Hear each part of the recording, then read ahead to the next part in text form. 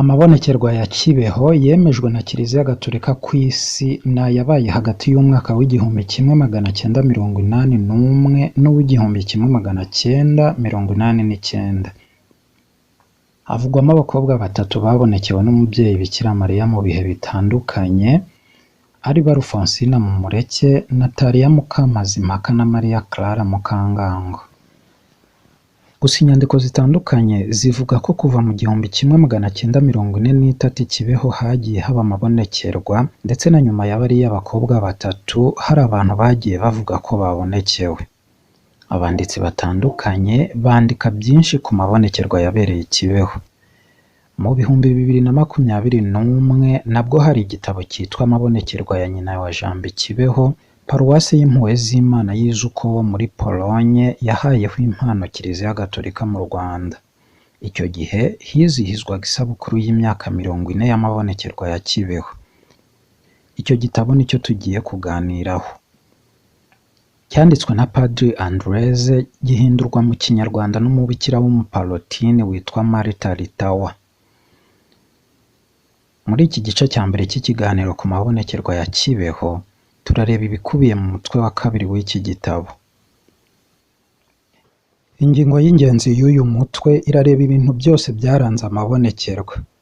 Agace ka mbere kagizwe no kwerekana imiterere ya Paruwasi ya Kibeho no kugaragaza abantu bagize uruhare rw'ibanze ku byabereye i Kibeho, duhereye birumvikana ku babonekewe batatu, tukareba uruhererekane rw'amabonekerwa n'ibintu byayaherekeje.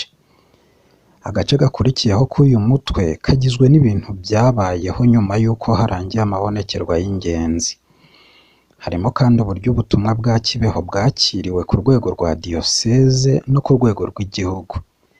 Ibikorwa by'ingenzi byakozwe hasuzumwa ireme ry'ariya mabonekerwa, iteka ryo kuwa 29 z'ukwa gatandatu 2001 ryemeje bidasubirwaho ireme ryayo n'ibindi bikorwa by'ubuyoboke bibera i Kibeho kugeza uyu munsi. Kibeho aho amabonekerwa ya Bikira Mariya yabereye iherereye mu majyepfo y'u Rwanda mu cyahoze ari perefegitura ya Gikongoro. Kibeho ikaba iri ahashyira kilometero 36 uvuye muri uwo mujyi. Paruwasi ya Kibeho kugeza mu 1992 yari iherereye muri diyosezi ya Butare, nayo yari yarashyizweho ku itariki 11 z'ukwa 11 mu 1961 ikuwe kuri diyosezi ya Kabgayi maze ihabwa Musenyeri Yohani Batista Gahamanyi. Kibeho, imwe mu maparuwasi 23 yari agize iyo diyoseze, iherereye kuri kilometero 30 ahagana mu majyepfo y'uburengerazuba bwa Butare, kuri kilometero 162 uvuye i Kigali. Iyo paruwasi ihuriweho n'icyari komine yose ya Rwamiko n'ibice bimwe bya komine ya Mubuga na Runyinya. Paruwasi ya Kibeho yashinzwe mu 1934 na Padiri Gosel mu karere ka Nyaruguru, kari kayobowe n'umutware witwa Sendashonga. Yashinzwe ikuwe kuri paruwasi ya Kansi maze yitirirwa Mariya Nyina w'Imana. Yarangwaga no kugira umubare uri hejuru cyane w'abapadiri n'abandi bihaye Imana bahakomoka. Imibare yakusanijwe kuri yubile y'imyaka 50 y'iyo paruwasi hari mu 1984 yagaragaje ko i Kibeho havutse abapadiri 18, abafureri 10 n'ababikira 30. Ni paruwasi itari nini cyane ugereranije n'andi maparuwasi yo mu Rwanda. Ikaba yarabarurirwagamo mbere ya Jenoside yakorewe Abatutsi Abakristo Gatolika bagera ku 35,000 ku baturage rusange basaga 52,000. Mu bapadiri bakuru bayoboye iyo paruwasi birakwiye kuvuga Padiri Mikael Bisengimana wayiyoboye mu myaka y'1940 kugeza mu 1956, yongera kuyiyobora kandi mu 1961 kugeza mu 1964. Yahabibye ku rwego rwo hejuru umuco wo kwiyambaza Bikira Mariya umubyeyi w'Imana. akwirakwiza hose ibikorwa by'umuryango w'ingabo za Mariya uzwi nka Legio Maria muri Kiliziya Gatolika. Hari kandi Padiri Gregory Kamugisha wahakoze ubutumwa guhera mu 1964 kugeza mu 1978. Yari umushumba ubikwiye kandi uhorana ingoga mu bikorwa byo gufasha abantu. Yagize uruhare rukomeye mu ishingwa ry'ishuri mbonezamubano ry'abakobwa n'ishuri ryisumbuye ry'abakobwa, ari naryo ryaje kuberamo nyuma amabonekerwa ya Bikira Mariya. Uwamusimbuye ni Padiri Yohani Bosco Yirirwahandi, wabaye umuhamya wa mbere w'amabonekerwa yabereye muri paruwasi ye. Ishuri ryisumbuye ry'abakobwa aho amabonekerwa ya Bikira Mariya yabereye ryashinzwe mu 1967, riri muri metero nka 400 uvuye kuri Kiliziya ya paruwasi, ni ku muhanda ujya i Butare uciye i Karama. Ni ishuri ryisumbuye gatolika rya diyosezi ya Butare ifatanije na leta, rikaba riyoborwa n'ababikira bo mu muryango w'abene bikira. Mu ntangiriro z'umwaka w'amashuri w'1981-1982, iryo shuri ryari rigizwe n'abakobwa 120 biganjemo abakristu gatolika, ariko harimo n'abaporoso 17 n'abayisilamu 2. Bose bigaga baba mu kigo. Igihe cy'amabonekerwa inteko y'abarimu yari igizwe n'ababikira 3, ari bo umuyobozi w'ikigo witwaga Mama Maria Germaine Nagasanzwe, ushinzwe imibereho Mama Cecilio Wantege, n'ushinzwe imyitwarire Mama Blandine. Hari kandi abarimu 6 b'abarayiki, umugore umwe n'abagabo 5. Abarimu bose b'abarayiki bari Abanyarwanda, 4 bari Abakristo Gatolika naho 2 ari Abaporoso. Hari inyandiko mvugo zigaragaza ko haba harabayeho amabonekerwa ya Bikira Mariya i Kibeho guhera mu 1943, ariko akaba ataratangajwe. Gusa nta kanama ngenzuzi kigeze gashyirwaho, bityo nta kintu na kimwe kizwi kivuga ku byabaye icyo gihe. Akarere ka Kibeho kagiye akenshi kibagirana mu muryango nyarwanda, nyamara kari gafite amateka akomeye n'umuco kihariye. Niyo mpamvu aho hantu hakomoka abasizi benshi, abanyabugeni babaye ibirangirire muri rubanda, kandi kaje kuba igicumbi cy'abatorewe kuba abasaserdoti n'abihaye Imana. Abanyabugeni benshi n'abakristu bagereranya Kibeho nka Betelehemu.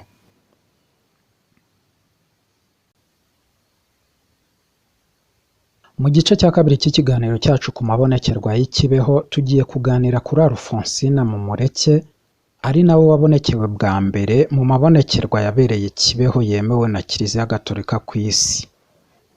Nubwo twavuze ko haba harabayeho mbere andi mabonekerwa muri paruwasi ya Kibeho, ikintu cyahuruje Kiliziya hamwe n'imbaga nyamwinshi y'abantu haba mu Rwanda ndetse no hakurya y'imipaka yarwo, ni ibonekerwa rya mbere ryabayeho ku buryo buzwi neza rikagirirwa Alfonsina, umunyeshuri wo mu ishuri ryisumbuye ry'abakobwa ryo muri iyo paruwasi.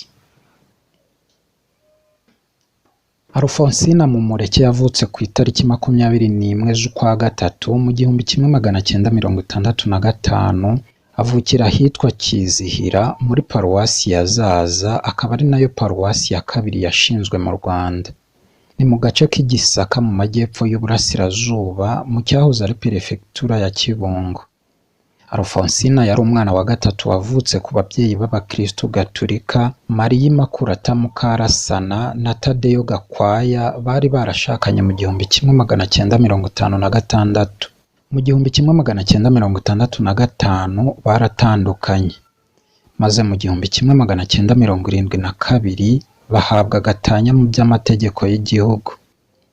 Nyina wa Alfonsina niwe witaye ku burere bwe.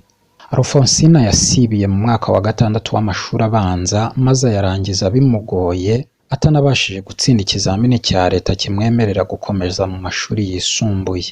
Habaye aho inshuti z'umuryango zamuboneye umwanya mu ishuri ry'i Kibeho mu mpera za Nzeri mu 1981. Hari hashize ibyumweru 2 abandi biga. Ku ishuri yagize ingorane zikomeye zo kumenyera ubwo buzima bushya bwo mu ishuri. Kubera impamvu z'uburwayi yaje kujya kuvurizwa mu bitaro bya kaminuza bya Butare ku itariki 9 Ugushyingo mu 1981, mbere gato y'amabonekerwa. Maze nyuma y'iminsi mike aragaruka akomeza ubuzima busanzwe bw'ishuri. Ibonekerwa rya mbere ryabereye mu nzu y'uburiro y'abanyeshuri ku wa gatandatu tariki 28 Ugushyingo mu 1981 ahagana saa 6:35.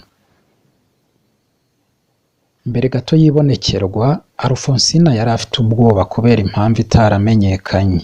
Yagerageje gutanga igisobanuro cy'iyo myitwarire idasanzwe nyuma y'isomo ry'ubumenyi bw'isi, aho mwarimu yari yababajije batiteguye. Yari yicaye ku ntebe na bagenzi be, maze mu kanya gato yumva aratwawe ajyanwa ahantu atazi. Abo bari bicaranye ku meza baje gutangaza nyuma yaho ko Alphonsine yagize atya arahaguruka agenda azamuye amaboko yerekeza rwagati mu nzu y'uburiro. Nuko arapfukama areba hejuru arangamiye ikintu kitagaragara. Ijwi atarazi rimuhamagara mu Kinyarwanda rigira riti "Mwana." Arasubiza ati "Karame." Ngo yabonye agacu kererana kagaragayemo ishusho y'agatangaza. Yari umugore mwiza cyane wambaye urwererane, yitwikiriye agatambaro nako kererana ku mutwe kari mahwane n'imyambaro ye. Uwo mugore yaje amwegera gahoro gahoro, ibiganza byabisobekeye mu gituza. Alphonsine yakoze ku kimenyetso cy'umusaraba, maze n'uwo mugore aragikora. Umunyeshuri yaramubajije ati "Mugore urinde?" Uwo mugore aramusubiza ati "Ndi nyina wa Jambo." Alphonsine acyumva ibyo ahita nawe yivuga yishimiye ko agize amahirwe yo kuvugana na nyina w'Imana. Nyuma y'iyo ndamukanyo no kwibwirana kw'abo bombi, batangiye ikiganiro. Bikira Mariya yabajije Alphonsine ikintu gifite agaciro gakomeye kuruta ibindi mu buzima bwe bwa gikristu, maze asubiza ko akunda Imana n'umubyeyi watubyariye umucunguzi. Bikira Mariya yamuhamirije ko aje kumuhumuriza kuko yari yarumvise amasengesho ye, kandi amubwira ko yifuza ko bagenzi be b'abanyeshuri bakongera ukwemera kwabo kuko bari bafite guke cyane. Uwo mubonano warangijwe n'isengesho rya Ndakuramutsa Mariya na Ngwino Roho Mutagatifu yavuzwe n'uwo munyeshuri. Bikira Mariya rero yahise aburira mu gacu kererana kazamuka mu kirere. Iryo bonekerwa ryamaze nk'iminota 15 utabariyemo igihe Alphonsine yabaga yagarutse ku isi, maze risozwa no kwitura hasi k'uwabonekerwaga. Yahise ajyanwa na bagenzi be mu nzu bararagamo. Bamwe mu banyeshuri babibonye bemeza ko bumvise Alphonsine avuga mu ndimi nyinshi: Ikinyarwanda, Igifaransa, Icyongereza, Ikilatini n'izindi. Abandi ariko barabihakanye. Uwabonekewe we abajijwe iby'ururimi rwakoreshejwe mu kiganiro, avuga ko yumva ikiganiro cyose cyarabaye mu Kinyarwanda. Iby'ayo mabonekerwa byatunguye cyane abanyeshuri n'abakozi bose b'iryo shuri. Havugwaga byinshi kandi bitandukanye. Benshi bemezaga ko ari Bikira Mariya wababonekeye, abandi bakavuga ko ari ibisazi no kwigirisha bya Alphonsine cyangwa ibimenyetso by'indwara yo mu mutwe yitwaza zimwe mu ngingo z'iyobokamana. Abandi nabo bakekaga amababa Alphonsine, bavuga ko ari we wahimbye iyo kinamico kugira ngo atere impuhwe ababikira maze yigarurire imitima yabo, bityo ashobore kwakirwa neza n'abantu bose bo muri iryo shuri.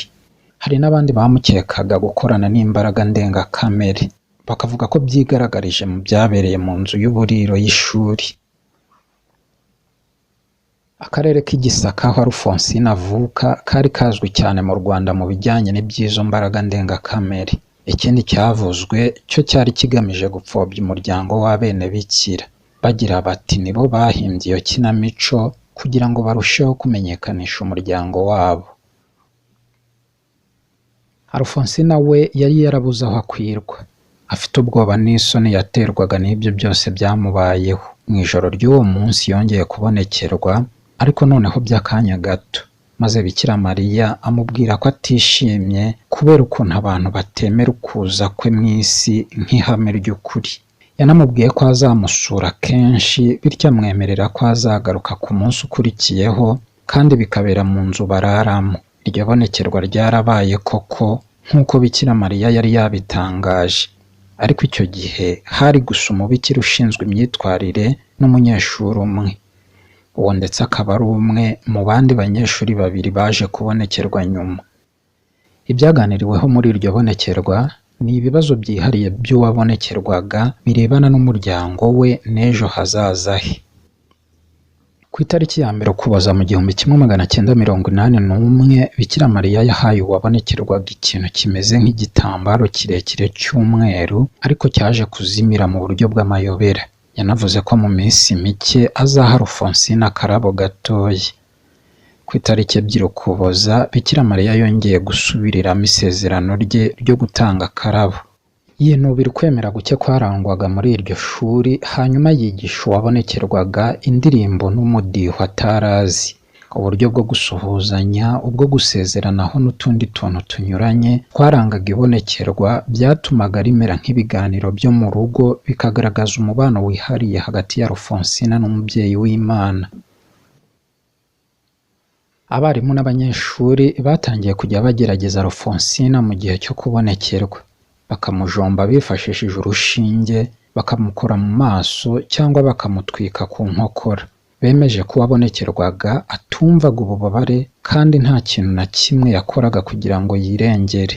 Nubwo habayeho ubwo buryo bwo kumugerageza, abantu benshi batangiye gusaba Bikira Mariya ikimenyetso babinyujije kuri Alphonsine, bagira bati nabonekere n'undi munyeshuri kugira ngo byemerwe ko aya mabonekerwa ariyo.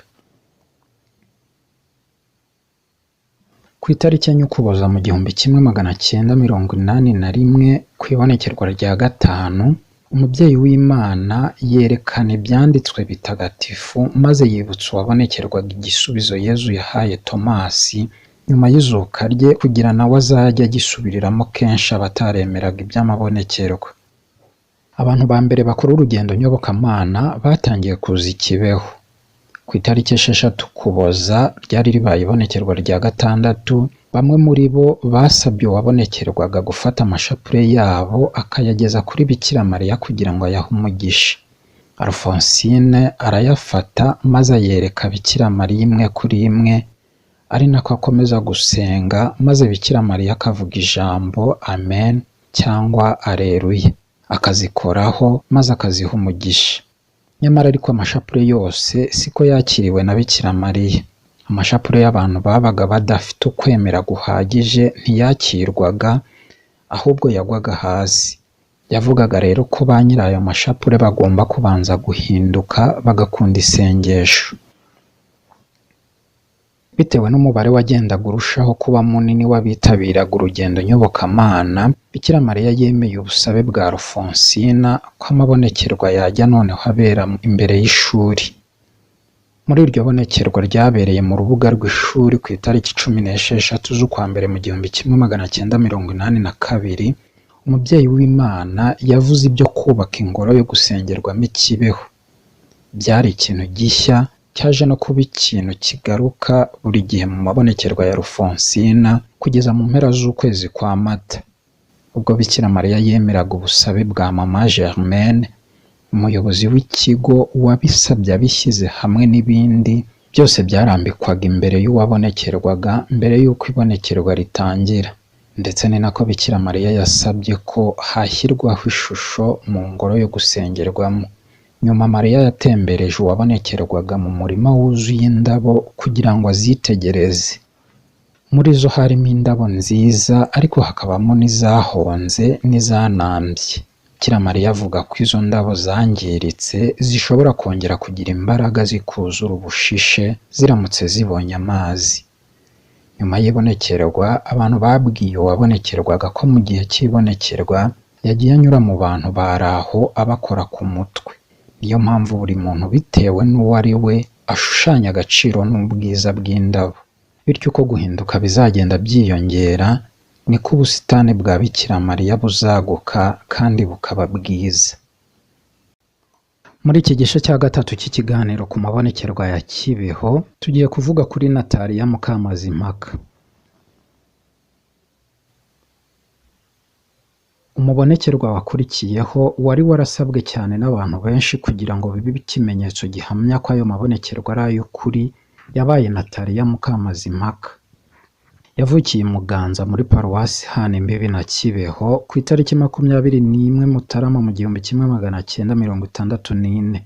Ni umukobwa wa Laurent Ngango na Gaudence Kabaziga. Se nubwo yari atunze nyina, yashatse umugore wa kabiri witwa Margarita Niyirora. Hamwe na Gaudence yabyaye abana 8, Nataliya yari uwa 4. Na Margarita nawe babyarana abana 8. Ariko nubwo yabagaho mu buharike, yabanaga neza n'abagore be bombi, dore ko bari batuye mu ngo zitandukanye. Yitaga ku burere bw'abana buko bikwiye, akabarihira amashuri.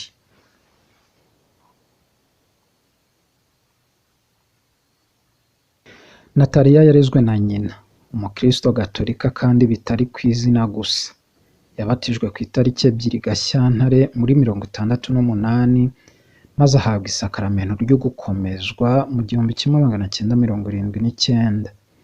Yarangwaga no gusenga kandi akagira ubwitonzi. Niwe munyeshuri wenyine we ku ishuri rya Gisizi wabashije gutsinda ikizamini cya leta gisoza amashuri abanza, akaba ndetse n'umwana umwe rukumbi mu muryango we wabashije kwinjira mu ishuri ryisumbuye Kibeho muri Nzeri mu 1978. Ku ishuri bamwitaga umunyamasengesho, nk'uko yari asanzwe abigenza igihe yabaga yifuje gusenga. Ku itariki 12 Mutarama mu 1982 ahagana saa 9 z'umugoroba, aho kwerekeza mu nzu y'uburiro, yagiye mu nzu baryamamo kugira ngo abe ariho avugira ishapule.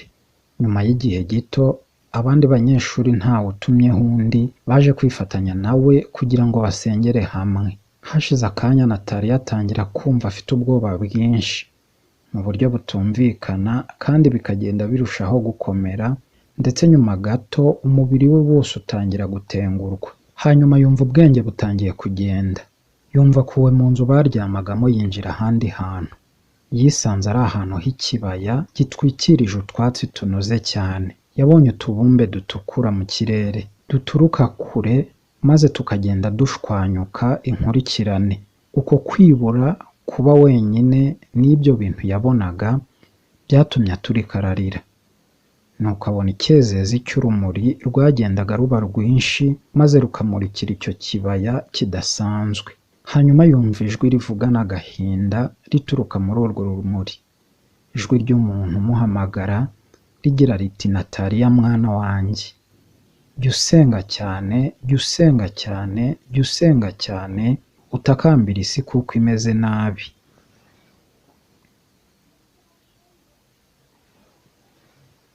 Nuko amumenyesha ko atewe agahinda n'uko ubutumwa yatanze butahise bwakirwa nk'uko yabyifuzaga. Ibyo byongera gutuma Nataliya aturika ararira. Iryo jwi rimubwira ko ayo marira ye ari ikiru cye, ariko bitavuze ko ari we munyabyaha kurusha abandi, ko ahubwo ari urugero ku bantu bagira ngo bamenye ko iryo jwi nabo ryabagenzereza gutyo. Kubera impamvu z'umutekano, umuyobozi w'ikigo asaba ko baryamisha uwo munyeshuri ku buriri akirimo kubonekerwa. Ariko nyuma yaho gato babona aregutse, arapfukama kubera ko uwo muntu atazi yashakaga kumuha umugisha we n'ishapule ye. Agarutse ibuntu, Nataliya ntiyari ashoboye gusubiza ibibazo byinshi bamubazaga, nta nubwo yabashije kumenya ijwi ry'amayobera rya nyina w'Imana. Kuri uwo munsi, Alfonsina nyuma y'ibonekerwa ryihariye yatangaje ko koko Bikira Mariya yabonekeye Nataliya.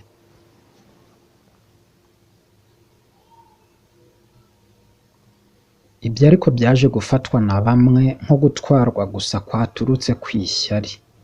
Nataliya yari umuntu usenga cyane, niyo mpamvu ari we wagombaga kubonekerwa. Nyamara benshi baramuburaniye, bemeza ko uwo munyeshuri yari inyangamugayo ku buryo bitaba ari byo kumukekera kwigirisha. Mu ibonekerwa rye rya kabiri, ryabaye ku itariki 13 Mutarama muri 1982, Bikira Mariya yabonekeye Nataliya yiyita nyina w'Imana. anasobanura ko iryo zina ntaho ritaniye n'irya nyina wa Jambo. Mu ibonekerwa rikurikiyeho yarongera arababara kubera ukwemera guke kw'abantu banze kwemera ukuri gukubiye mu butumwa bukiza bwa Kibeho. Yanahishuye ko yahisemo uwo mubonekerwa kugira ngo ahongerere ibyaha by'abandi no kugira ngo azagire uruhare ku bubabare bwe. Muri iki gice cy'ikiganiro cyacu ku mabonekerwa ya Kibeho tugiye kuganira kuri Mariya Clara Mukangango. Mariya Clara Mukangango yavutse mu 1961 avukira ahitwa i Rusekera, ni mu cyahoze ari komini ya Musebeya muri perefegitura ya Gikongoro, yari paruwasi ya Mushubi. Ni umwana wa karindwi akaba na bucura w'abana ba se Baseka na nyina Veronika Nyiratuza. Amezi make nyuma yo kuvuka kwe se umubyara yitabye Imana, nyina yongeye gushaka nibura inshuro ebyiri. Niyo mpamvu Mariya Clara yabaye igihe kinini kwa nyirakuru ubyara nyina.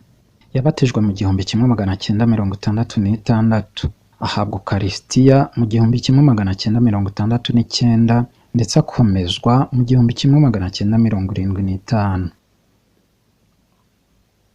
Byabaye ngombwa ko asibira mu mwaka wa mbere no mu wa gatandatu w'amashuri abanza, maze mu mwaka w'1977 atsindira kujya mu ishuri ryisumbuye rya Kibeho. Aho naho byabaye ngombwa ko asibira mu mwaka wa mbere. Uretse uko gutsindwa mu ishuri, Mariya Clara yari azwi nk'umukobwa utinyuka cyane, witabira, uhorana ibyishimo, bityo bagenzi be bahoraga bamutorera imirimo yo kubahagararira mu ishuri no mu matsinda y'urubyiruko. Yari yarakiriye nabi cyane ibi by'amabonekerwa, akabyita ibinyoma. Kubera ko yari umunyeshuri ufite igitsure kidasanzwe, yari yaragize uruhare rw'ibanze mu gushyiraho itsinda ry'abanyeshuri barwanyaga bariya abakobwa babiri ba mbere babonekewe. Muri Gashyantare 1982, ibintu bitangaje byabaye kuri Mariya Clara biramushegesha, birimo no kwangirika kw'ibikoresho bye byinshi. Ni ibintu abanyeshuri bagenzi be baje kwita ibitero bya shitani. Bikira Mariya muri rimwe mu mabonekerwa yabwiye Alfonsina ko hazabaho kugerageza kwangiza no kumenagura bimwe mu bikoresho bye, ndetse nyuma hari umuntu wigeze kumujugunyira icyuma, kumutera amatafari, ibice bya beto n'ibindi. Nyuma yaho hari n'abandi banyeshuri barimo Mariya Clara nabo bagiriweho ibyo bitero. Ku itariki ya 1 Werurwe, mu gihe cy'akaruhuko gato hagati mu masomo, Mariya Clara yarasohotse ari kumwe n'inshuti ye batembera mu busitani. Yumva abaye nk'uteruwe ajyanwa ahandi hantu hijimye, hari umunuko ukabije ndetse ahubwo udatuma umuntu ahumeka. Yabashije kubona ibimeze nk'abantu babiri bambaye imyenda y'umukara miremire kandi isa nabi, maze bamurebana uburakari bwinshi. Basaga n'abashaka kumuciraho bamuvuma. Ibyo byose byatumye yiruka ahunga agana ahantu atazi. Yirutse ajya kwihisha aharimo kubakwa ingoro y'agateganyo yo gusengeramo, ahabereye amabonekerwa ya mbere. Agarutse ibuntu, bagenzi be bamujyanye ku buriri, maze umuyobozi w'ikigo amutera amazi y'umugisha akoresheje agashusho ka Bikira Mariya umubyeyi w'i Lourdes. Ibintu nk'ibyo byarongeye biraba nijoro. Noneho abo basa n'abantu babiri bambaye imikara bashakaga agatanyo k'umwenda. Mariya Clara yaje guhuza ibyo bintu n'ikindi kintu cyari cyarabaye mu mpera z'ukwa kabiri, ubwo yari yarabashije gukiza agatambaro kendaga kwangizwa n'akanyamaswa kagombaga kuba ari imbeba. Nyuma y'ibyo yarasinziriye afite ishapure mu ntoki n'ishusho ya Bikira Mariya w'i Lourdes irimo amazi y'umugisha. Icyo gitero cyabaye no ku wundi mukobwa, maze abari aho nawe bamutabara muri ubwo buryo. Ibyo bintu rero byafashwe nk'aho ari Mariya Clara wagoswe n'amashitani, maze nawe bimutera isoni ku buryo yagize n'aho ashaka kuva mu ishuri ngo yitahire. Habayeho ndetse no gushaka kwemeza ko amabonekerwa yose ari igikorwa cya shitani. Ibyakurikiyeho bishobora kuba byarabaye ku itariki 2 Werurwe. Ahagana saa tatu, Nataliya yasohotse mu ishuri aho bari batangiye gusoma inkuru yerekeranye n'amabonekerwa yabereye i Fatima. Impamvu yo gusohoka kwe yari ibimenyetso bimwereka ko yari agiye kubonekerwa na Bikira Mariya. Abanyeshuri bose barasohotse baramukurikira kugira ngo bamube hafi. Muri bo harimo na Maria Clara wageze aho nawe atangira kumva ubwoba bwinshi abira ibyuya. Niyo mpamvu yagerageje kuva aho hantu Nataliya yarimo kubonekerwa. Umwe muri bagenzi be aramufata aramukomeza, amwumvisha ko kugenda kwe kwatuma umubikira ushinzwe imyitwarire abifata nk'indi mpamvu yo kurwanya amabonekerwa cyangwa ikaba ikimenyetso cy'uko yahanzweho na shitani. Yaremeye agumana n'abandi, maze Nataliya yatangiye ibyo guhesha umugisha amashapure. Maria Clara muri we yatangiye gahoro gahoro kuva ikibeho nk'ugiye kwinjira mu yindi si irimo urumuri, nziza cyane cyane itandukanye rwose niyo yari yabonye mbere. Ngo yari mu kibaya, gusa ngo ntiyashoboraga kumenya ibara ryacyo cyangwa ngo abone ibiti cyangwa imibande. Hari abantu bameze neza cyane kurusha iyi si dutuye. Yumva ijwi ry'umugore rimuhamagara mu izina rye rya gikristu, ariko yabashije gusubiza ku nshuro ya gatatu. N'ubwoba bwinshi, Maria Clara yavuze ko yashidikanyije gusubiza kubera ko yari afite ubwoba bwa bya biremwa bibiri byari byamutoteje. Iryo jwi ry'amayobera ryaramuhumurije, rimubwira ko ibyo biremwa atazongera kubibona na rimwe. Abisabwe n'iryo jwi, yasabye mama Blandine kumukoreraho ikimenyetso cy'umusaraba mu gahanga, abanje gukoza ikiganza cye mu mazi y'umugisha. Nyuma ijwi ryabwiye Maria Clara gutera indirimbo y'ibisingizo izwi cyane mu Rwanda, maze Nataliya aramufasha. Ibyo bituma hatekerezwa ko bishoboka ko hari igihe bombi baba barahuriye mu ibonekerwa rimwe. Hanyuma uwo mubonekerwa yatandukanye na mugenzi we, aratwarwa byuzuye, bimara nk'amasaha 2 n'iminota 30. Gusa amaze kuyivamo ntabwo yibukaga ibyabaye byose muri iryo bonekerwa. Ku munsi ukurikiyeho ahagana na saa 3:15 za nimugoroba, Maria Clara yongeye kubonekerwa, maze rya jwi rimuririmbira mu Kinyarwanda kandi rinamubwira ko rizamwigisha kuvuga ishapure y'ububabare burindwi bwa Bikira Mariya. Yarizwe imbere mu muryango w'abene Bikira, ariko yari yaribagiranye. Ibonekerwa rikurikiyeho ryabaye ku itariki 6 Werurwe. Kuri iyo nshuro, Maria Clara noneho yabonye agacu kererana kaza kamwegera, maze kamugeze hafi abona bwa mbere ishusho y'umugore mwiza cyane wambaye ikanzu yererana. Uwo mugore yahise atangira kumwigisha ishapure y'ububabare burindwi. Amabonekerwa akurikiyeho yakomeje iyo nyigisho. Uwo mubonekerwa mushya yanahawe inshingano yo kugeza iyo shapure kuri padiri mukuru wa paruwasi ya Kibeho, nyuma akanayigeza ku mushumba wa diyoseze. Hari ku itariki 27 Werurwe mu 1982. Ukubonekerwa kwa Maria Clara kwagize ingaruka nziza cyane ku mwuka wari mu ishuri ryose, ndetse n'abanyeshuri b'abaporoso n'abayisilamukazi batangiye kwakira neza ibyo bintu bidasanzwe byaberaga mu ishuri.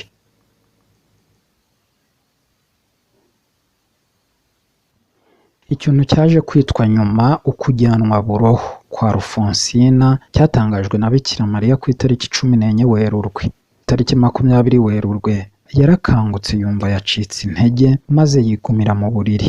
Bagenzi be bari bamuri iruhande hamwe n'abihaye Imana bake, baririmba indirimbo zahimbiwe Bikira Mariya kandi bavuga ishapure. Ahagana saa 7:15, Alfonsina yumvise Bikira Mariya amuhamagara mu izina rye, maze yumva aratwawe nk'ugurukanywe n'indege, maze ajyanwa mu yindi si. Ababikira bashakaga kwegura umubiri we ngo bamwicaze ku buriri, basanze uremereye cyane, maze bashobora gusa kumuhindukiza nabwo gato cyane kandi bibagoye. Padiri Misago wahageze mu masaha ya saa 9 z'igicamunsi, nawe yashatse kumwegura afatanije n'undi muntu, ariko birabananira.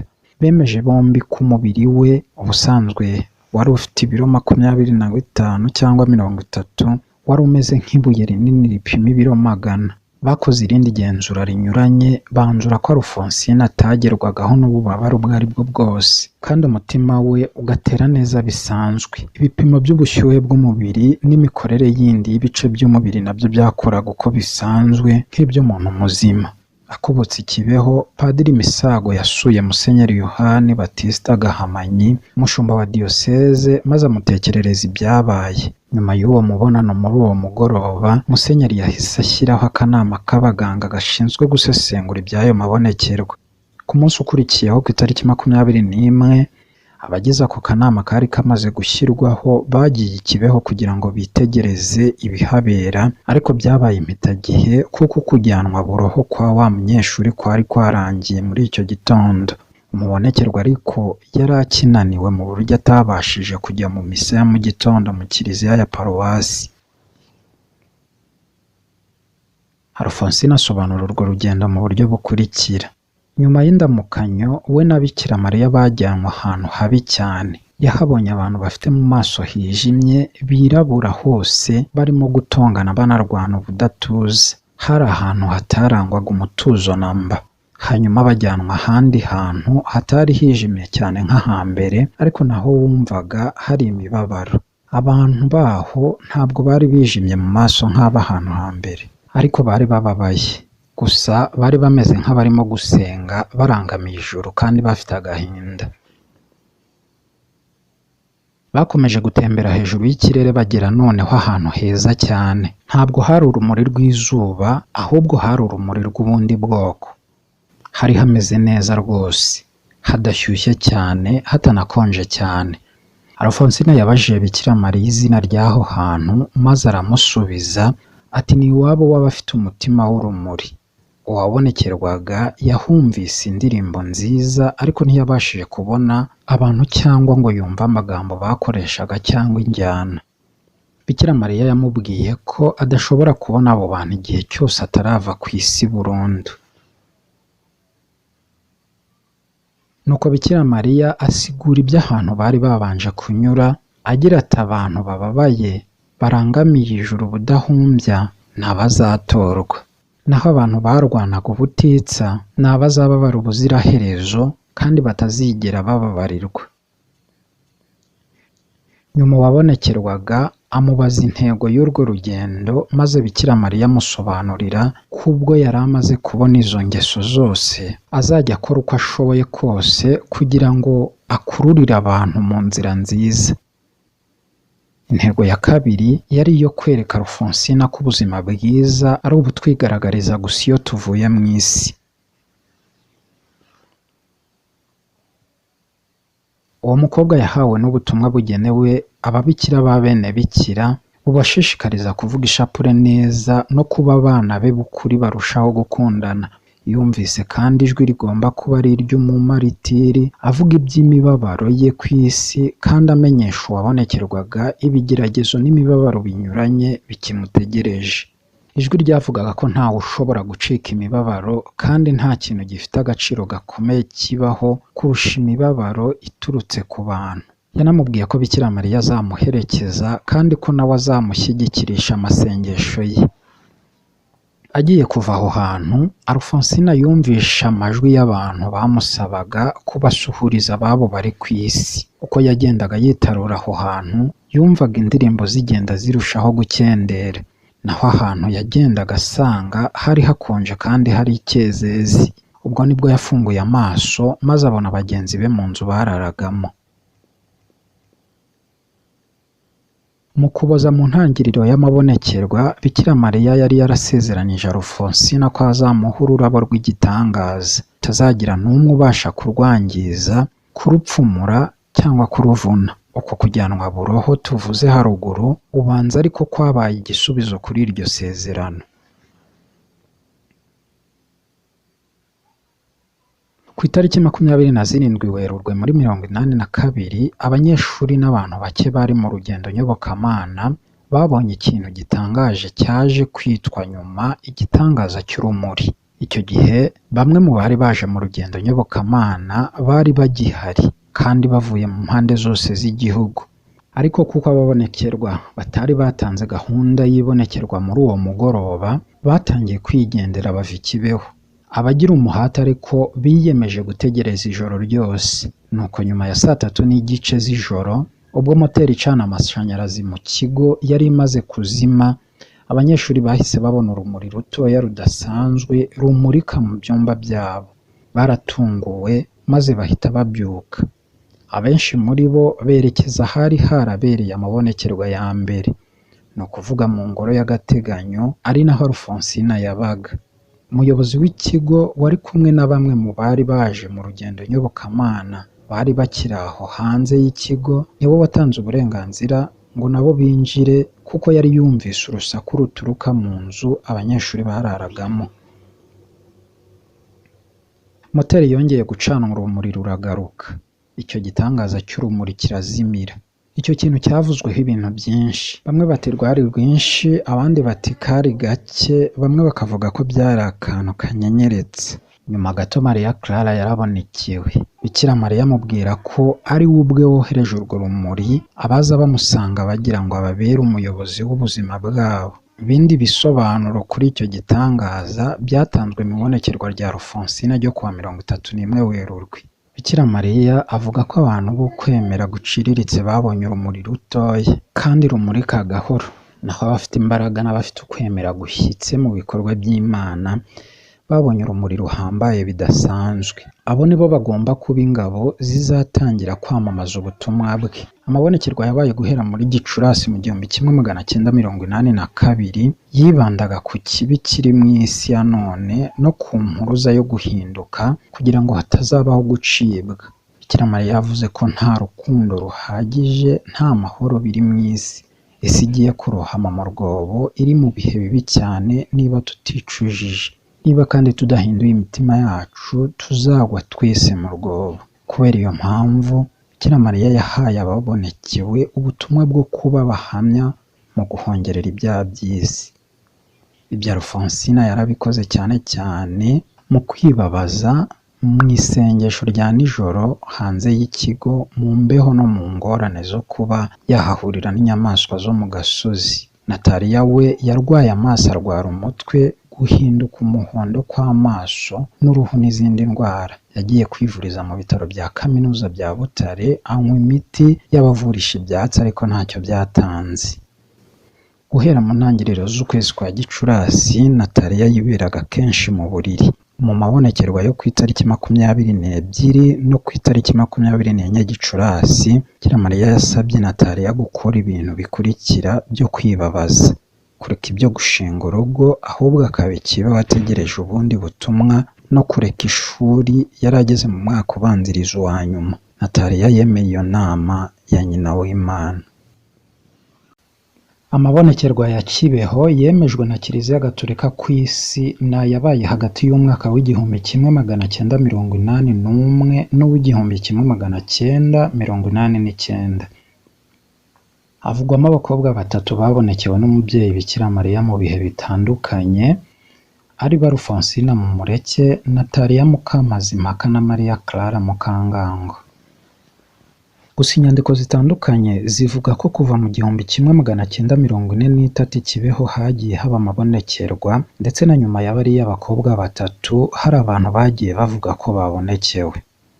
Abanditsi batandukanye bandika byinshi ku mabonekerwa yabereye Kibeho.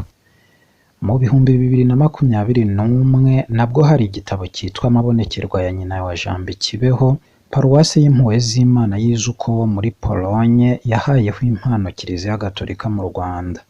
Icyo gihe hizihizwaga isabukuru y'imyaka 40 y'amabonekerwa ya Kibeho. Icyo gitabo nicyo tugiye kuganiraho.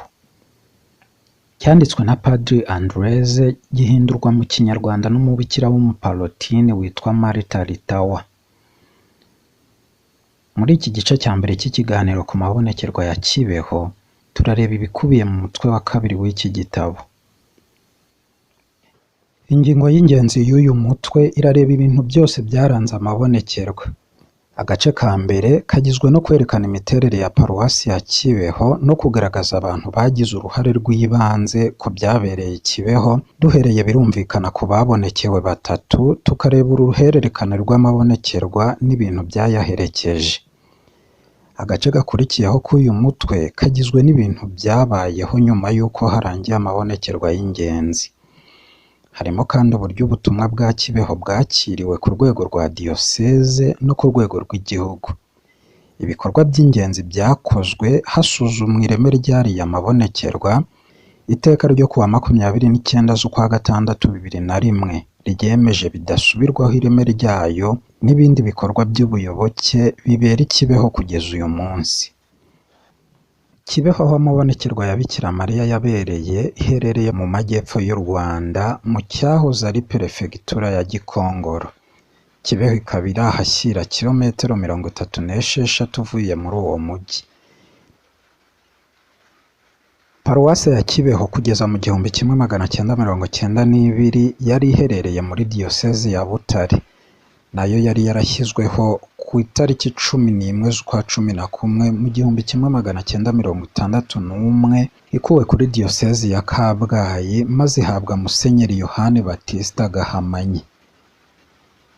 Kibeho, imwe mu maparuwasi 23 yari agize iyo diyoseze, iherereye kuri kilometero 30 ahagana mu majyepfo y'uburengerazuba bwa Butare, kuri kilometero 162 uvuye i Kigali. Iyo paruwasi ihuriweho n'icyari komine yose ya Rwamiko n'ibice bimwe bya komine ya Mubuga na Runyinya.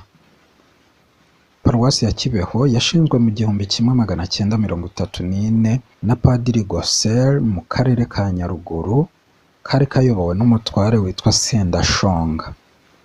Yashinzwe ikuwe kuri paruwasi ya Kansi maze yitirirwa Mariya nyina w'Imana.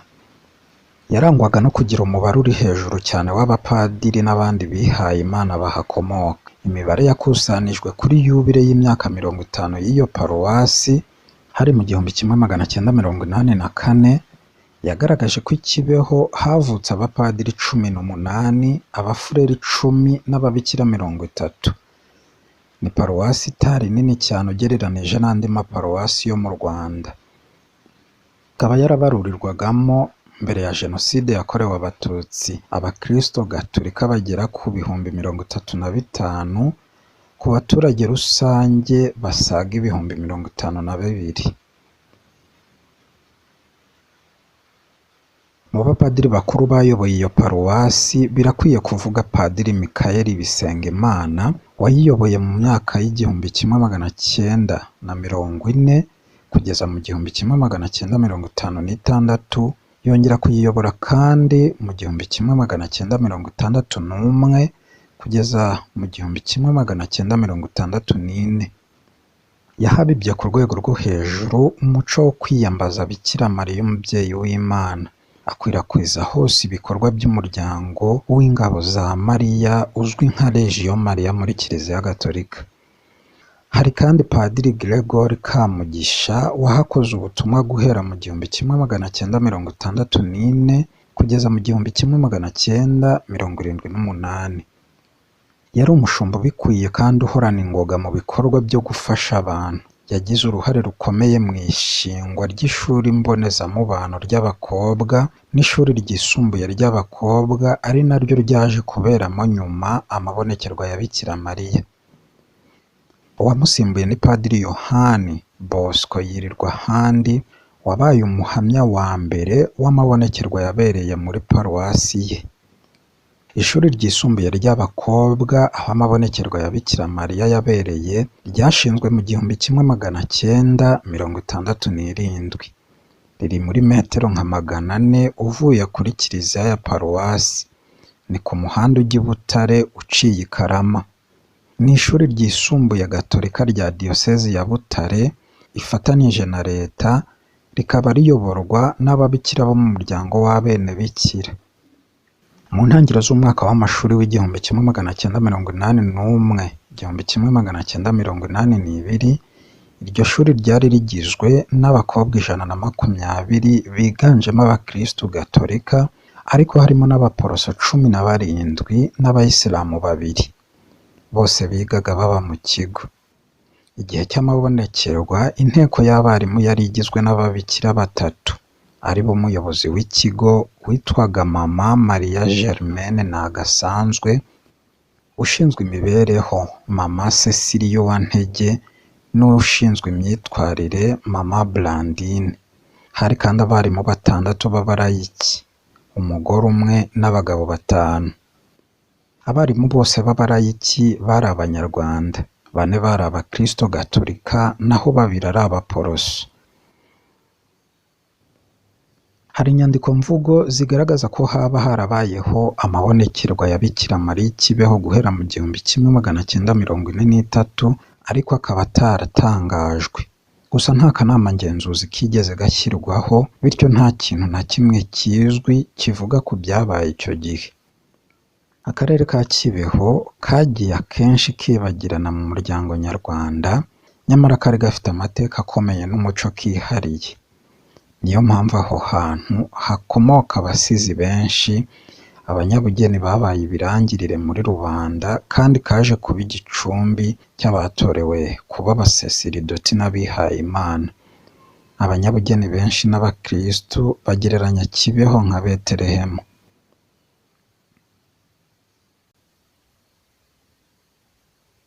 Mu gice cya kabiri cy'ikiganiro cyacu ku mabonekerwa y'i Kibeho, tugiye kuganira kuri Alphonsine Mumureke, ari nawe wabonekewe bwa mbere mu mabonekerwa yabereye Kibeho yemewe na Kiliziya Gatolika ku isi. Nubwo twavuze ko haba harabayeho mbere andi mabonekerwa muri paruwasi ya Kibeho, ikintu cyahuruje Kiliziya hamwe n'imbaga nyamwinshi y'abantu haba mu Rwanda ndetse no hakurya y'imipaka yarwo, ni ibonekerwa rya mbere ryabayeho ku buryo buzwi neza rikagirirwa Alphonsine, umunyeshuri wo mu ishuri ryisumbuye ry'abakobwa ryo muri iyo paruwasi. Alphonsine Mumureke yavutse ku itariki 21 z'ukwa gatatu mu 1965, avukira ahitwa Kizihira muri paruwasi ya Zaza, akaba ari nayo paruwasi ya kabiri yashinzwe mu Rwanda. Ni mu gace k'Igisaka mu majyepfo y'Uburasirazuba mu cyahoze ari perefegitura ya Kibungo. Alphonsine yari umwana wa gatatu wavutse ku babyeyi b'Abakristo Gatolika, Mariya Immaculata Mukarasana na Tadeyo Gakwaya bari barashakanye mu 1956. Mu 1965 baratandukanye, maze mu 1972 bahabwa gatanya mu by'amategeko y'igihugu. Nyina wa Alphonsine niwe witaye ku burere bwe. Alphonsine yasibiye mu mwaka wa 6 w'amashuri abanza, maze yarangiza bimugoye, atanabashije gutsinda ikizamini cya leta kimwemerera gukomeza mu mashuri yisumbuye. Habayeho inshuti z'umuryango zamuboneye umwanya mu ishuri ry'i Kibeho mu mpera za Nzeri mu 1981. Hari hashize ibyumweru 2 abandi biga. Ku ishuri yagize ingorane zikomeye zo kumenyera ubwo buzima bushya bwo mu ishuri. Kubera impamvu z'uburwayi yaje kujya kuvurizwa mu bitaro bya kaminuza bya Butare ku itariki 9 Ugushyingo mu 1981, mbere gato y'amabonekerwa. Maze nyuma y'iminsi mike aragaruka akomeza ubuzima busanzwe bw'ishuri. Ibonekerwa rya mbere ryabereye mu nzu y'uburiro y'abanyeshuri ku wa 6 tariki 28 Ugushyingo mu 1981 ahagana saa 6:35. Mbere gato y'ibonekerwa, Alphonsine yari afite ubwoba kubera impamvu itaramenyekanye. Yagerageje gutanga igisobanuro cy'iyo myitwarire idasanzwe nyuma y'isomo ry'ubumenyi bw'isi, aho mwarimu yari yababajije batiteguye. Yari yicaye ku ntebe na bagenzi be, maze mu kanya gato yumva aratwawe ajyanwa ahantu atazi. Abo bari bicaranye ku meza baje gutangaza nyuma yaho ko Alphonsine yagize atya arahaguruka agenda azamuye amaboko yerekeza rwagati mu nzu y'uburiro. Nuko arapfukama areba hejuru arangamiye ikintu kitagaragara. Ijwi atarazi rimuhamagara mu Kinyarwanda rigira riti mwana. Arasubiza ati karame. Ngo yabonye agacu kererana kagaragayemo ishusho y'agatangaza. Yari umugore mwiza cyane wambaye urwererane, yitwikiriye agatambaro nako kererana ku mutwe, kari mahwane n'imyambaro ye. Uwo mugore yaje amwegera gahoro gahoro, ibiganza by'abisobekeye mu gituza. Alfonsina yakoze ku kimenyetso cy'umusaraba maze n'uwo mugore aragikora. Umunyeshuri yaramubajije ati mugore urinde? Uwo mugore aramusubiza ati ndi nyina wa Jambo. Alfonsina acyumva ibyo ahita nawe yivuga yishimiye ko agize amahirwe yo kuvugana na nyina w'Imana. Nyuma y'iyo ndamukanyo no kwibwirana kw'abo bombi batangiye ikiganiro. Bikira Mariya yabajije Alfonsina ikintu gifite agaciro gakomeye kuruta ibindi mu buzima bwe bwa gikristu, maze asubiza ko akunda Imana n'umubyeyi watubyariye umucunguzi. Bikira Mariya yamuhamirije ko aje kumuhumuriza kuko yari yarumvise amasengesho ye kandi amubwira ko yifuza ko bagenzi be b'abanyeshuri bakongera ukwemera kwabo kuko bari bafite guke cyane. Uwo mubonano warangijwe n'isengesho rya Ndakuramutsa Mariya na Ngwino Roho Mutagatifu yavuzwe n'uwo munyeshuri. Bikira Mariya rero yahise aburira mu gacu kererana kazamuka mu kirere. Iryo bonekerwa ryamaze nk'iminota 15 utabareyemo igihe Alfonsina yabaga yagarutse ku isi, maze risozwa no kwitura hasi k'uwabonekerwaga. Yahise ajyanwa na bagenzi be mu nzu bararagamo. Bamwe mu banyeshuri babibonye bemeza ko bumvise Alfonsina avuga mu ndimi nyinshi: Ikinyarwanda, Igifaransa, Icyongereza, Ikilatini n'izindi. Abandi ariko barabihakanye. Uwabonekewe we abajijwe iby'ururimi rwakoreshejwe mu kiganiro avuga ko yumva ikiganiro cyose cyarabaye mu Kinyarwanda. Iby'ayo mabonekerwa byatunguye cyane abanyeshuri n'abakozi bose b'iryo shuri. Havugwaga byinshi kandi bitandukanye. Benshi bemezaga ko ari Bikira Mariya wababonekeye, abandi bakavuga ko ari ibisazi no kwigirisha bya Alfonsina cyangwa ibimenyetso by'indwara yo mu mutwe yitwaza zimwe mu ngingo z'iyobokamana. Abandi nabo bakekaga amababa Alfonsina bavuga ko ari we wahimbye iyo kinamico kugira ngo atere impuhwe ababikira maze yigarurire imitima yabo, bityo ashobore kwakirwa neza n'abantu bose bo muri iryo shuri. Hari n'abandi bamukekaga gukorana n'imbaraga ndengakamere, bakavuga ko byigaragarije mu byabereye mu nzu y'uburiro y'ishuri. Akarere k'Igisaka aho Alfonsina avuka kari kazwi cyane mu Rwanda mu bijyanye n'iby'izo mbaraga ndengakamere. Ikindi cyavuzwe cyo cyari kigamije gupfobya umuryango w'abene bikira, bagira bati nibo bahimbye iyo kinamico kugira ngo barusheho kumenyekanisha umuryango wabo. Alfonsina we yari yarabuze aho akwirwa, afite ubwoba n'isoni yaterwaga n'ibyo byose byamubayeho. Mu ijoro ry'uwo munsi yongeye kubonekerwa, ariko noneho by'akanya gato, maze Bikira Mariya amubwira ko atishimye kubera ukuntu abantu batemera ukuza kwe mu isi nk'ihame ry'ukuri.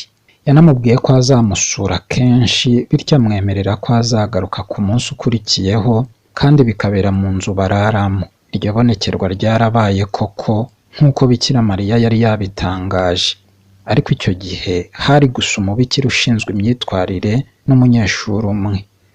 Uwo ndetse akaba ari umwe mu bandi banyeshuri babiri baje kubonekerwa nyuma.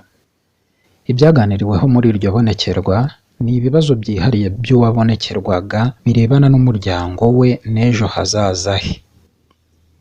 Ku itariki ya 1 Ukuboza mu 1981, Bikira Mariya yahaye uwabonekerwaga ikintu kimeze nk'igitambaro kirekire cy'umweru ariko cyaje kuzimira mu buryo bw'amayobera. Yanavuze ko mu minsi mike azaha Alfonsina akarabo gatoya. Ku itariki 2 Ukuboza, Bikira Mariya yongeye gusubiriramo isezerano rye ryo gutanga akarabo. Yinubira ukwemera guke kwarangwaga muri iryo shuri, hanyuma yigisha uwabonekerwaga indirimbo n'umudiho atarazi. Uburyo bwo gusuhuzanya, ubwo gusezeranaho n'utundi tuntu tunyuranye twarangaga ibonekerwa byatumaga rimera nk'ibiganiro byo mu rugo, bikagaragaza umubano wihariye hagati ya Alfonsina n'umubyeyi w'Imana. Abarimu n'abanyeshuri batangiye kujya bagerageza Alfonsina mu gihe cyo kubonekerwa.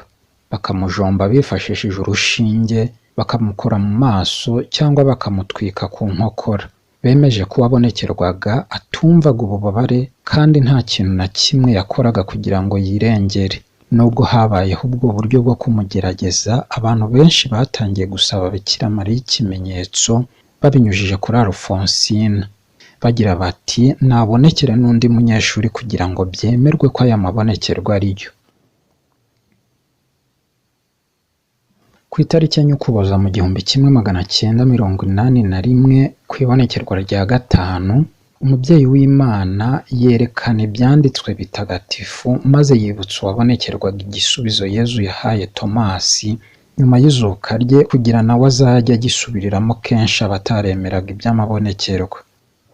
Abantu ba mbere bakora urugendo nyobokamana batangiye kuza i Kibeho.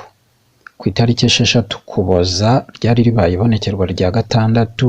Bamwe muri bo basabye uwabonekerwaga gufata amashapure yabo akayageza kuri Bikira Mariya kugira ngo ayahe umugisha.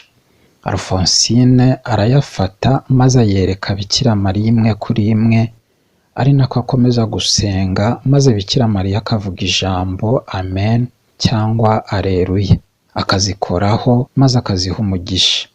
Nyamara ariko amashapure yose siko yakiriwe na Bikira Mariya. Amashapure y'abantu babaga badafite ukwemera guhagije ntiyakirwaga, ahubwo yagwaga hasi. Yavugaga rero ko ba nyiri ayo mashapure bagomba kubanza guhinduka bagakunda isengesho. Bitewe n'umubare wagendaga urushaho kuba munini w'abitabiraga urugendo nyobokamana, Bikira Mariya yemeye ubusabe bwa Alphonsine ko amabonekerwa yajya noneho abera imbere y'ishuri.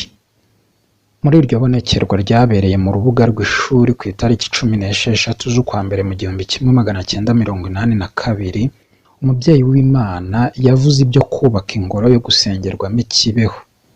Byari ikintu gishya, cyaje no kuba ikintu kigaruka buri gihe mu mabonekerwa ya Alphonsine kugeza mu mpera z'ukwezi kwa Mata, ubwo Bikira Mariya yemeraga ubusabe bwa Mama Germaine, umuyobozi w'ikigo wabisabye abishyize hamwe n'ibindi byose byarambikwaga imbere y'uwabonekerwaga mbere y'uko ibonekerwa ritangira. Ndetse ni nako Bikira Mariya yasabye ko hashyirwaho ishusho mu ngoro yo gusengerwamo. Nyuma Mariya yatembereje uwabonekerwaga mu murima wuzuye indabo kugira ngo azitegereze.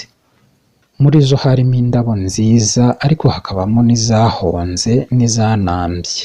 Bikira Mariya avuga ko izo ndabo zangiritse zishobora kongera kugira imbaraga zikuzura ubushishe ziramutse zibonye amazi. Nyuma y'ibonekerwa, abantu babwiye uwabonekerwaga ko mu gihe cy'ibonekerwa yagiye anyura mu bantu bari aho abakora ku mutwe. Niyo mpamvu buri muntu bitewe n'uwo ari we ashushanya agaciro n'ubwiza bw'indabo.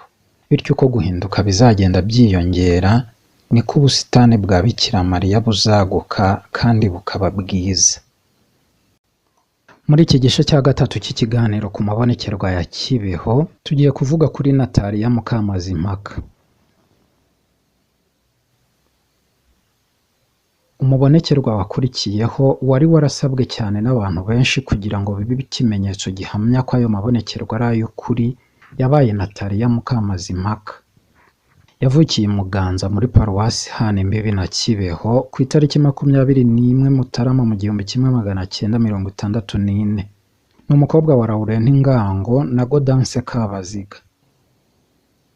Se nubwo yari atunze nyina, yashatse umugore wa kabiri witwa Margarita Niyirora. Hamwe na Gaudence yabyaye abana 8, Nataliya yari uwa 4, na Margarita nawe babyarana abana 8. Ariko nubwo yabagaho mu buharike, yabanaga neza n'abagore be bombi, dore ko bari batuye mu ngo zitandukanye. Yitaga ku burere bw'abana uko bikwiye, akabarihira amashuri.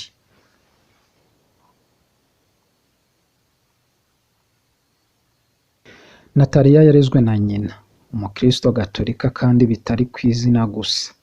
Yabatijwe ku itariki 2 Gashyantare muri 1968, maze ahabwa isakaramento ryo gukomezwa mu 1979.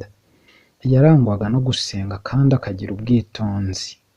Niwe munyeshuri wenyine we ku ishuri rya Gisizi wabashije gutsinda ikizamini cya leta gisoza amashuri abanza, akaba ndetse n'umwana umwe rukumbi mu muryango we wabashije kwinjira mu ishuri ryisumbuye Kibeho muri Nzeri mu 1978. Ku ishuri bamwitaga umunyamasengesho nk'uko yari asanzwe abigenza igihe yabaga yifuje gusenga. Ku itariki 12 Mutarama mu 1982 ahagana saa moya z'umugoroba, aho kwerekeza mu nzu y'uburiro yagiye mu nzu baryamamo kugira ngo abe ariho avugira ishapule. Nyuma y'igihe gito abandi banyeshuri ntawe utumyeho undi baje kwifatanya nawe kugira ngo basengere hamwe. Hashize akanya Nataliya atangira kumva afite ubwoba bwinshi mu buryo butumvikana kandi bikagenda birushaho gukomera, ndetse nyuma gato umubiri we wose utangira gutengurwa. Hanyuma yumva ubwenge butangiye kugenda, yumva akuwe mu nzu baryamagamo yinjira ahandi hantu. Yisanze ari ahantu h'ikibaya gitwikirije utwatsi tunoze cyane. Yabonye utubumbe dutukura mu kirere duturuka kure maze tukagenda dushwanyuka inkurikirane.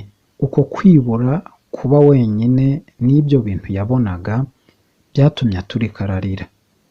Nuko abona icyezezi cy'urumuri rwagendaga ruba rwinshi maze rukamurikira icyo kibaya kidasanzwe.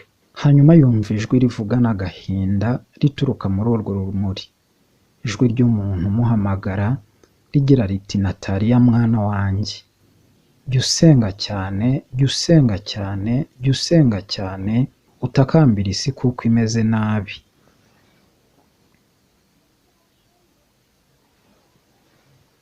Nuko amumenyesha ko atewe agahinda n'uko ubutumwa yatanze butahise bwakirwa nk'uko yabyifuzaga.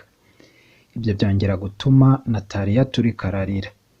Iryo jwi rimubwira ko ayo marira ye ari ikiru cye, ariko bitavuze ko ari we munyabyaha kurusha abandi, ko ahubwo ari urugero ku bantu bagira ngo bamenye ko iryo jwi nabo ryabagenzereza gutyo. Kubera impamvu z'umutekano, umuyobozi w'ikigo asaba ko baryamisha uwo munyeshuri ku buriri akirimo kubonekerwa, ariko nyuma yaho gato babona aregutse arapfukama kubera ko uwo muntu atazi yashakaga kumuha umugisha we n'ishapule ye. Agarutse ibuntu, Nataliya ntiyari ashoboye gusubiza ibibazo byinshi bamubazaga, nta nubwo yabashije kumenya ijwi ry'amayobera rya nyina w'Imana. Kuri uwo munsi Alfonsina, nyuma y'ibonekerwa ryihariye, yatangaje ko koko Bikira Mariya yabonekeye Nataliya.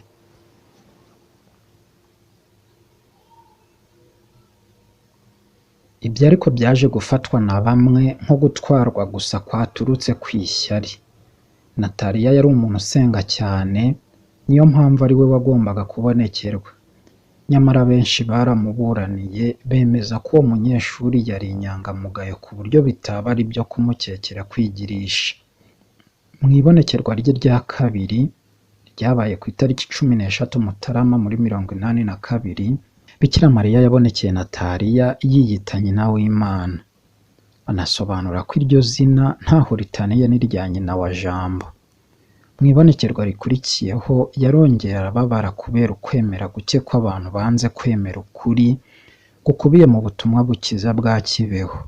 Yanahishuye ko yahisemo uwo mubonekerwa kugira ngo ahongerere ibyaha by'abandi no kugira ngo azagire uruhare ku bubabare bwe. Muri iki gice cy'ikiganiro cyacu ku mabonekerwa ya Kibeho, tugiye kuganira kuri Mariya Clara Mukangango. Mariya Clara Mukangango yavutse mu 1961, avukira ahitwa i Rusekera, ni mu cyahoze ari komini ya Musebeya muri perefegitura ya Gikongoro, yari paruwasi ya Mushubi. Ni umwana wa karindwi akaba na bucura w'abana ba se Baseka na nyina Veronika Nyiratuza. Amezi make nyuma yo kuvuka kwe, se umubyara yitabye Imana, nyina yongeye gushaka nibura inshuro ebyiri. Niyo mpamvu Mariya Clara yabaye igihe kinini kwa nyirakuru ubyara nyina. Yabatijwe mu 1966, ahabwa Ukarisitiya mu 1969 ndetse akomezwa mu 1975. Byabaye ngombwa ko asibira mu mwaka wa mbere no mu wa gatandatu w'amashuri abanza, maze mu mwaka w'1977 atsindira kujya mu ishuri ryisumbuye rya Kibeho. Aho naho byabaye ngombwa ko asibira mu mwaka wa mbere. Uretse uko gutsindwa mu ishuri, Mariya Clara yari azwi nk'umukobwa utinyuka cyane, witabira uhorana ibyishimo, bityo bagenzi be bahoraga bamutorera imirimo yo kubahagararira mu ishuri no mu matsinda y'urubyiruko. Yari yarakiriye nabi cyane ibi by'amabonekerwa, akabyita ibinyoma. Kubera ko yari umunyeshuri ufite igitsure kidasanzwe, yari yaragize uruhare rw'ibanze mu gushyiraho itsinda ry'abanyeshuri barwanyaga bariya bakobwa babiri ba mbere babonekewe. Muri Gashyantare 1982, ibintu bitangaje byabaye kuri Maria Clara biramushegesha, birimo no kwangirika kw'ibikoresho bye byinshi. Ni ibintu abanyeshuri bagenzi be baje kwita ibitero bya shitani. Bikira Mariya muri rimwe mu mabonekerwa yabwiye Alfonsina ko hazabaho kugerageza kwangiza no kumenagura bimwe mu bikoresho bye, ndetse nyuma hari umuntu wigeze kumujugunyira icyuma, kumutera amatafari, ibice bya beto n'ibindi. Nyuma yaho hari n'abandi banyeshuri barimo Maria Clara nabo bagiriweho ibyo bitero. Ku itariki ya 1 Werurwe, mu gihe cy'akaruhuko gato hagati mu masomo, Maria Clara yarasohotse ari kumwe n'inshuti ye batembera mu busitani. Yumva abaye nk'uteruwe ajyanwa ahandi hantu hijimye, hari umunuko ukabije ndetse ahubwo udatuma umuntu ahumeka. Yabashije kubona ibimeze nk'abantu babiri bambaye imyenda y'umukara miremire kandi isa nabi, maze bamurebana uburakari bwinshi. Basaga n'abashaka kumuciraho bamuvuma. Ibyo byose byatumye yiruka ahunga agana ahantu atazi. Yirutse ajya kwihisha aharimo kubakwa ingoro y'agateganyo yo gusengeramo, ahabereye amabonekerwa ya mbere.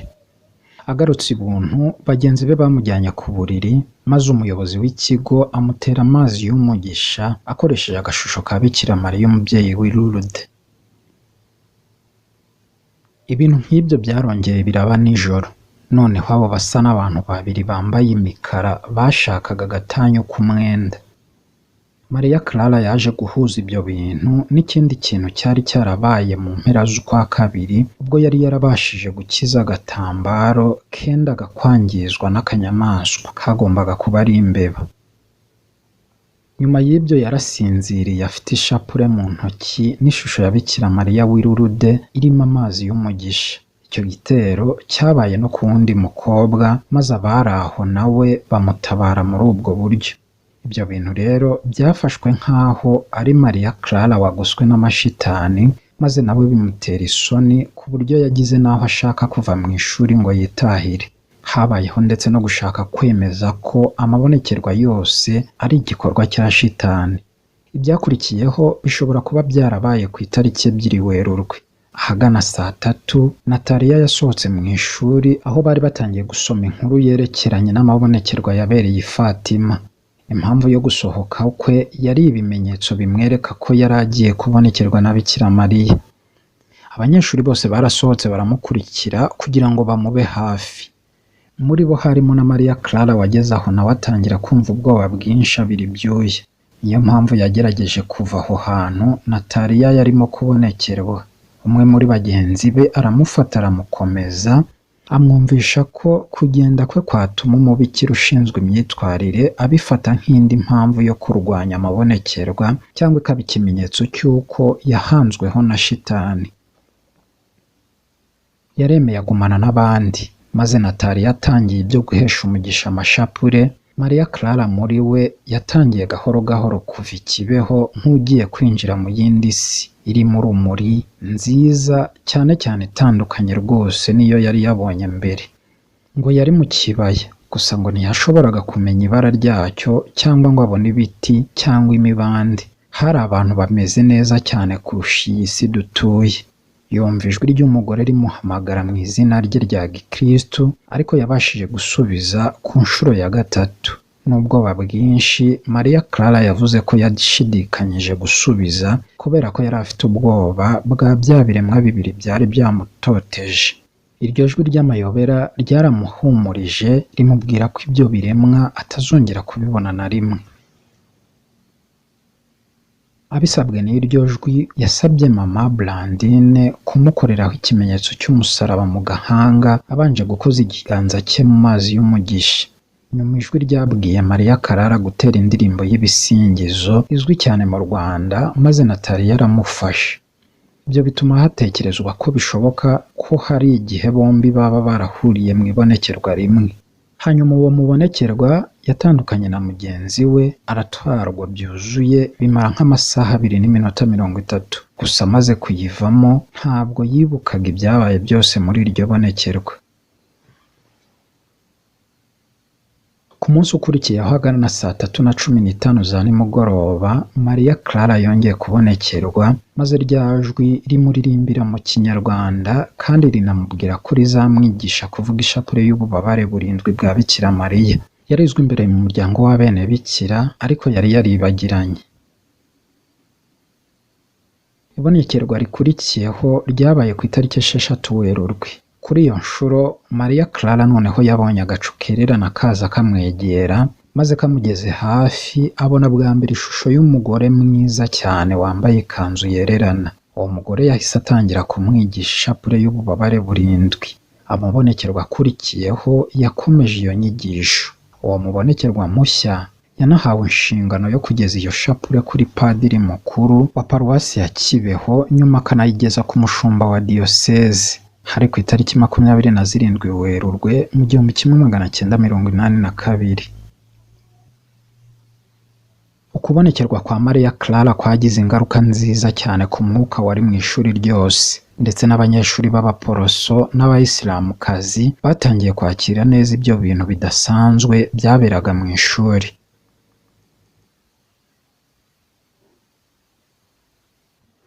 Ikintu cyaje kwitwa nyuma ukujyanwa buroho kwa Rufonsina cyatangajwe na Bikira Mariya ku itariki 14 Werurwe.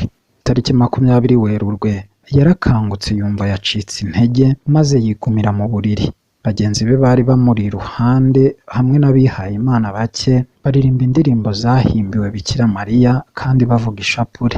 Ahagana saa 7:15 Alfonsina yumvise Bikira Mariya amuhamagara mu izina rye, maze yumva aratwawe nk'ugurukanywe n'indege, maze ajyanwa mu yindi si.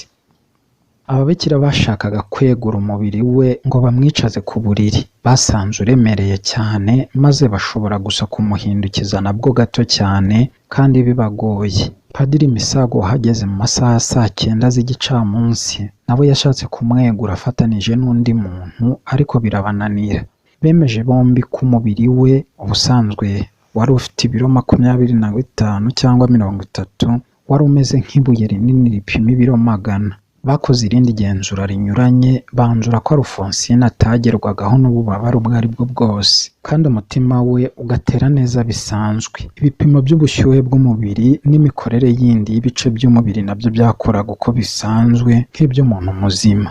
Akubutse i Kibeho, Padiri Misago yasuye Musenyeri Yohani Batista Gahamanyi, umushumba wa diyoseze, maze amutekerereza ibyabaye. Nyuma y'uwo mubonano muri uwo mugoroba, Musenyeri yahise ashyiraho akanama k'abaganga gashinzwe gusesengura iby'ayo mabonekerwa.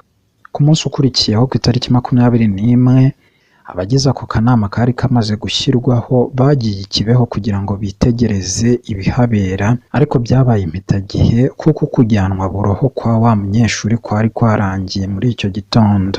Umubonekerwa ariko yari akinaniwe mu buryo atabashije kujya mu misa ya mu gitondo mu kiliziya ya paruwasi. Alfonsina asobanura urwo rugendo mu buryo bukurikira. Nyuma y'indamukanyo, we na Bikira Mariya bajyanwe ahantu habi cyane. Yahabonye abantu bafite mu maso hijimye, birabura hose, barimo gutongana banarwana ubudatuza. Hari ahantu hatarangwaga umutuzo namba. Hanyuma bajyanwa ahandi hantu hatari hijimye cyane nk'ahambere, ariko naho wumvaga hari imibabaro. Abantu baho ntabwo bari bijimye mu maso nk'abahantu hambere, ariko bari bababaye. Gusa bari bameze nk'abarimo gusenga barangamiye ijuru kandi bafite agahinda. Bakomeje gutembera hejuru y'ikirere bagera noneho ahantu heza cyane. Ntabwo hari urumuri rw'izuba, ahubwo hari urumuri rw'ubundi bwoko. Hari hameze neza rwose, hadashyushye cyane, hatanakonje cyane.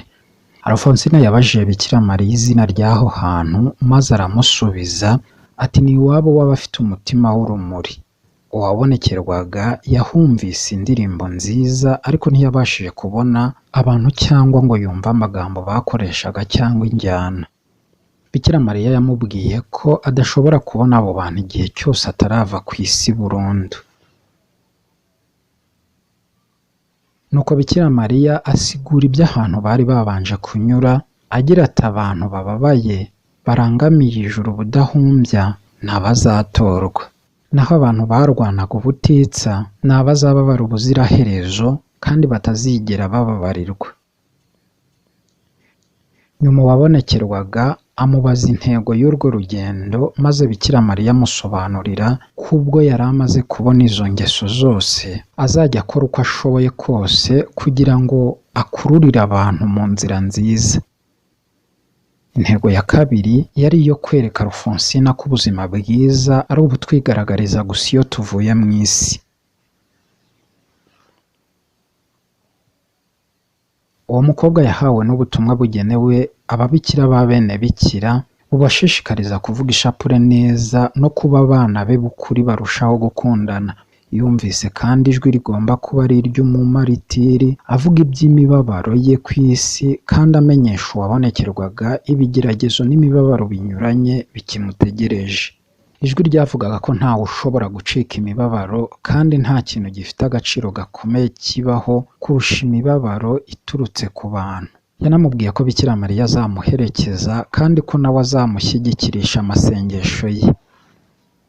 Agiye kuva aho hantu, Alfonsina yumvisha amajwi y'abantu bamusabaga kubasuhuriza ababo bari ku isi. Uko yagendaga yitarura aho hantu, yumvaga indirimbo zigenda zirushaho gukendera.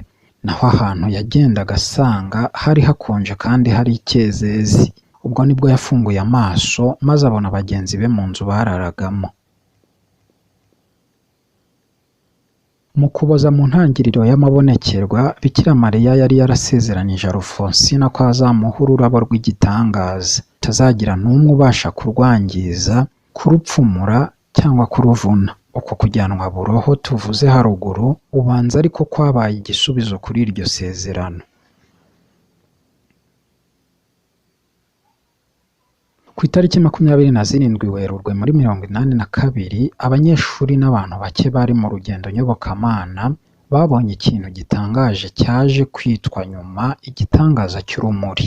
Icyo gihe bamwe mu bari baje mu rugendo nyobokamana bari bagihari kandi bavuye mu mpande zose z'igihugu. Ariko kuko ababonekerwa batari batanze gahunda y'ibonekerwa muri uwo mugoroba, batangiye kwigendera bava i Kibeho. Abagira umuhate ariko biyemeje gutegereza ijoro ryose.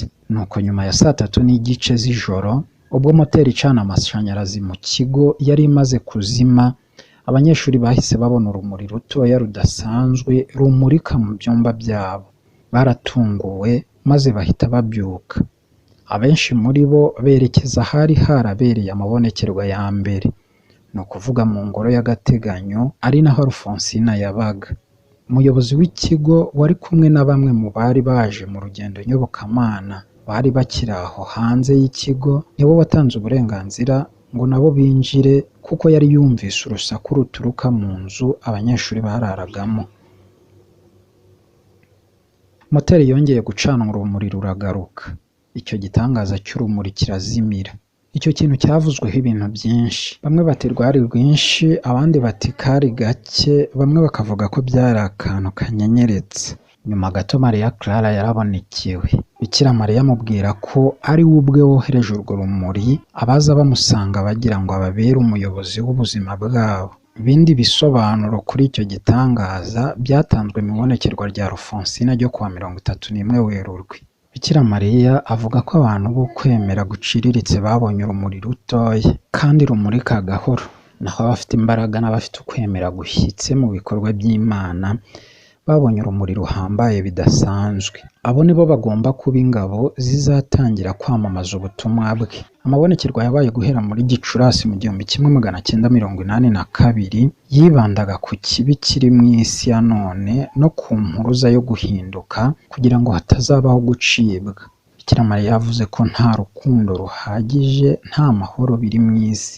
Isi igiye kurohama mu rwobo iri mu bihe bibi cyane niba tuticujije. niba kandi tudahinduye imitima yacu tuzagwa twese mu rwobo. Kubera iyo mpamvu Bikira Mariya yahaye ababonekewe ubutumwa bwo kuba abahamya mu guhongerera ibyaha by'isi. Ibyo Alfonsina yarabikoze cyane cyane mu kwibabaza mu isengesho rya nijoro hanze y'ikigo, mu mbeho no mu ngorane zo kuba yahahurira n'inyamaswa zo mu gasozi. Nataliya we yarwaye amaso, arwara umutwe, guhinduka umuhondo kw'amaso n'uruhu n'izindi ndwara. Yagiye kwivuriza mu bitaro bya kaminuza bya Butare, anywa imiti y'abavurisha ibyatsi ariko ntacyo byatanze. Guhera mu ntangiriro z'ukwezi kwa Gicurasi, Nataliya yiberaga kenshi mu buriri. Mu mabonekerwa yo ku itariki 22 no ku itariki 24 Gicurasi, Bikira Mariya yasabye Nataliya gukora ibintu bikurikira byo kwibabaza: kureka ibyo gushinga urugo, ahubwo akaba ikibeho ategereje ubundi butumwa, no kureka ishuri yari ageze mu mwaka ubanziriza uwa nyuma. Nataliya yemeye iyo nama ya nyina w'Imana.